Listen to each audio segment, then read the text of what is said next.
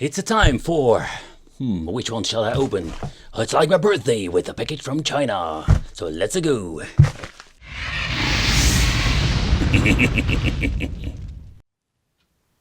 Hey guys, welcome back to the channel. So in this video we are going to take a close look at the Super Game Box, the 5-on-1, and it even says on the packaging, wow! Because also they sell it like the SUP fun game. Like this thing has so freaking bloody a lot of names. Even called the X7M. It comes with 3.5-inch display. And overall, like it's more like this hybrid system. You can plug in your television with a freaking awesome controller, so we can play. So as you can see over here, we're going to do. I think we're having two different versions. Yep, they're going to get the same Nintendo Switch vibe with the colors. But I did order myself the red one, or they sent me the correct one. So what you're going to get is a 12 milliamp battery in the inside, and all the other stuff I cannot read. And not to forget, like I don't have the phone here, so I cannot translate it. Then we're going to get here the two colors. There's nothing much on the box itself. So let's open it up and let's see what we're going to get. Ooh, it starts with the toilet paper manual like always. Yeah, let's see what we're going to get in the inside. No English here, no English there. Okay, nobody has anything that we can do with it. Yep, wipe your butt. What I can say, it is going to give you paper cuts. Paper cuts in your butts. But in the end, like here we're going to get the mini USB, like what the hell, going back in 2005 or something like that. And we're having a very tiny jack for the AV out, the controller itself, and of course the Super Game Box Handheld. And ooh, this thing feels quite nice. The form factor is very nice. I do like it. So let's take a close look. Oh, they taped it. They taped it. Let's see if I can get the tape loose. Yep, I'm ripping the plastic. And the first thing that we need to do is do the smelly test. Ah, it smells nice. Alright, so the handheld itself, it's something new today, because I have never seen this before. We're going to get this very flimsy D-pad, like this thing is... Wait. This thing got like a very strange feeling, like this thing feels different in any direction. It's kind of weird, like look at this cheap, the rip-off PlayStation Portable slider joystick, like this thing is like cheap. I can rip it off. Okay, we're going to get reset, select start, A, B, X, Y. We're going to get these tiny annoying buttons. Personally really hate it when giving this thing like tiny buttons. Let's open the compartment. I cannot open up. Okay, never mind. Let's take a close look at the controller and the battery later. Alright, so let's see, more plastic, yep. Okay, so the idea behind this is like you can plug this thing in your machine and just use it like a game system. We have seen it before a couple of times now, and the D-pad is just as horrible. Like it's even like, I think it's worse than like the freaking device itself. It's like start and oh man, this thing feels really flimsy and cheap. Oh boy. And let's get this freaking battery up because I want to know what the battery... Okay, I managed to get a pry tool and open it, and damn, this thing is like stuck. Oh, and look what we're going to get in here, the BL5C, the yellow edition. Yeah, the color is just a difference in the color, but what you're going to get is of course the Nokia battery. It's even in 1200 milliamp, so this will give you some juice to play for quite a long time. So there are no shoulder buttons, the on and off switch over here, the input for charging and the controller, volume control, the AV out function, and yeah, there's a tiny jack, so you cannot really use it for like a headphone, and that's basically what we're going to get. So let's put this bloody thing back in, and let's see what we're going to get. Man, that is tight, man. Okay, wow. See, this thing is really. That's the first time that I ever like had an issue with getting a freaking battery out. So let's turn it on and let's see. Oh boy, yeah. So this sound, they're also using the soundtrack for the freaking game. So, but it is with these, let's say, I was searching for the volume. But the first thing what I'm always noticing is with these devices that we're going to get the same freaking audio. And when it comes to the game list, and it depends on what kind of product, they're saying like the 5-on-1. I have seen so many of the freaking 8-bit system, but the one thing they have all in common is like we're having a lot of homebrew games on it, like a lot of crap stuff. And when you're going to get later in the list, you will see that we're going to get a lot of double games like always. They do like change some things out. For example, now we're going to get a mouse over there holding a glass. All right. Another thing I've noticed, like when you're going to get at the end of the list, it's going to be very slow with loading up. I don't know what the hell is going on with that, but It's, oh man, it's really bad. It's really, really bad. So yeah, this is what we're going to get with these cheap devices all the freaking time. But let's try some games to see how the emulation itself is or the gameplay, because sometimes even that they manage to mess it up too.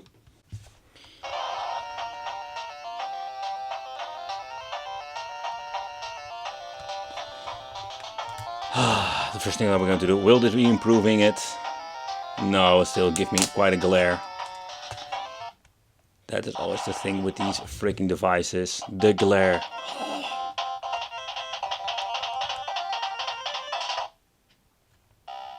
Alright, let's see how this plays. I hate it when they switch out the freaking D-pad.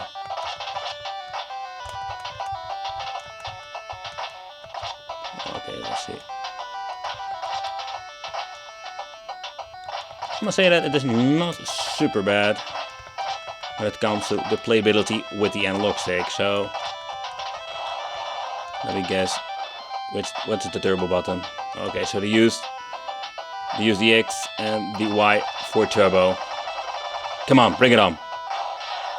Oh yeah. Okay, but this thing is filled with freaking homebrew games, like this Street Fighter game. I think I've shown it a couple of times now, but it's such a bad game.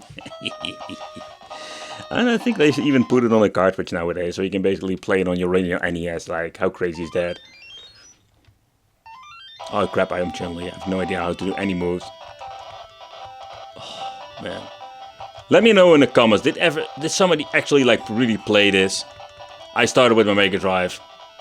And that was quite a good version. I'm going to get my ass kicked. I don't even know how to freaking block. And I just wanted to show you, these are just of the great examples, like how much crap they're on, like UFO rays. And these games can be found all the freaking time when you're getting yourself a new Famicom. Like I reviewed a couple of these like weird looking Pikachu or Pokemon NES's Famiclones from, I think it was China or some other countries, and they are always giving you a couple of games built in, and most of the time it's like UFO rays. So yeah, that's what you're going to get with the Supreme Game Box. Or is it Super Game Box, whatever. So let's speed it up. But one thing is surprisingly is that I don't know if you notice it, but I don't see a lot of screen tearing at this moment. So the display they're using is of course not the best one, but is more like the better versions.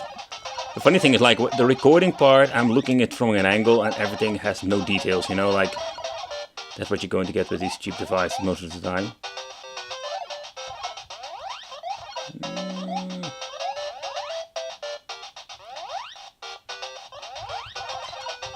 I want to keep my skateboard, please. Thank you. Rep, up, rep, up. I'm on the roll. I am a roll. Getting the ferry. Getting the ferry. Getting the ferry. Let's go. Let's go. Let's go. Oh. Yeah. Yep. Let's bash everything. Let's bash everything.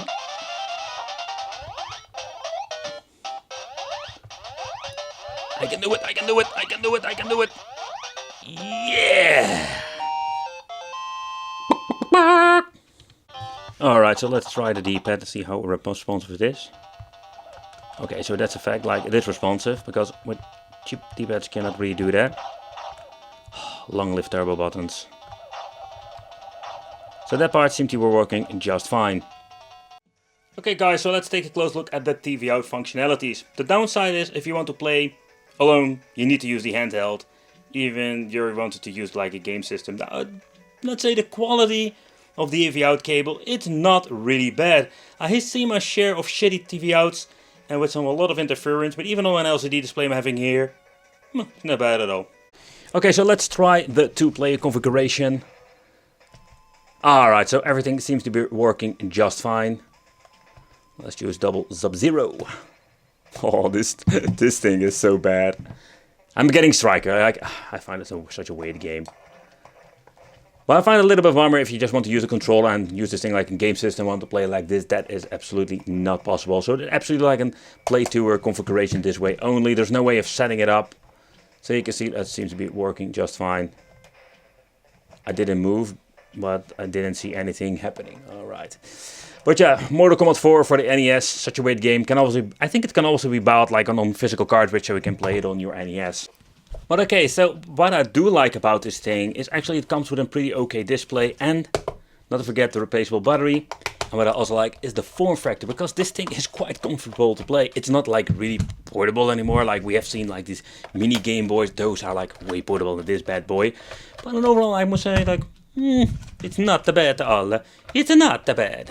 So let's remove the 4 screws. I think I don't even know if I'm going to need this freaking the prior tool. I think no, I don't going to need this thing. Do I need it? I think I'm going to need it.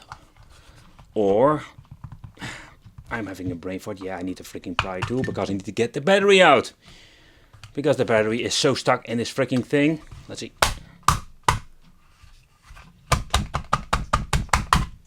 There it goes. And there is a screw in here. Oh! Of course, I'm always forgetting a freaking screw in the battery compartment, Wicked. Yeah, it's not the first time you do this. Okay, so that's the only thing that we're going to get in the inside. So the speaker is wobbling here and around because it has been normally getting, yeah, it has a special compartment over here. So it's going to be like a very tricky situation getting it all back together. Alright, so let's remove the parks. I think they are like the same parkers they're using from the outside. Yep, they are. And let's see how this thing looks, because the PCB is quite big. Alright, so let's lift it up. Oh, I didn't forget anything. Oh, it's just stuck in here.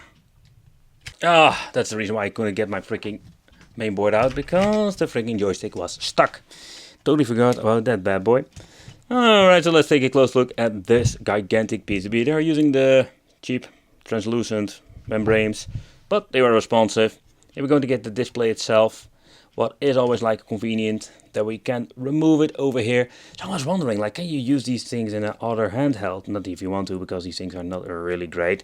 So then we're going to get, of course, the NES on a chip. We're going to get our famous black blob over there, and we're going to get the NES on a chip. That is basically holding the program. But in the end, like, there is no way of adding new games. It would be so convenient if you can do that. We do have some spacers over here for the display. I'm not going to touch the display, otherwise you're going to get fingerproof nightmare. Let's see what kind of information is on here. Oh, nope, I'm not talking about you. Here I'm going to get the version 1.1. But there was no really actually in production date or whatsoever. No, not really. So basically this is what you're going to get in the inside, nothing much. The slider joystick have been installed onto the PCB. Yeah, it's like simple technology, extremely simple handheld. Alright guys, so this is what we're going to get with the SUP Super Game Box. Yeah, I know a lot of people were clicking on this video already knew that it's going to be 8-bit, because this was the thing what they was doing. A little bit of bummer, because we do have, like, if you're paying like $5 up to $10 more, sometimes you can really get like this multi-emulator device that can run all kinds of things like MAME, Game Boy, stuff like that. So I don't understand why they keep not like doing that and just stop with the 8-bit bullshit. Yeah, the controller is such an horrible quality, you will not have a good experience with that. The only thing I think is positive about this handheld, that it has like a very nice form factor, so it plays actually pretty good when it comes to that. But I thank you for watching, consider subscribing, hit that little bell, become one of the Wicked family, and we'll see you in the next video.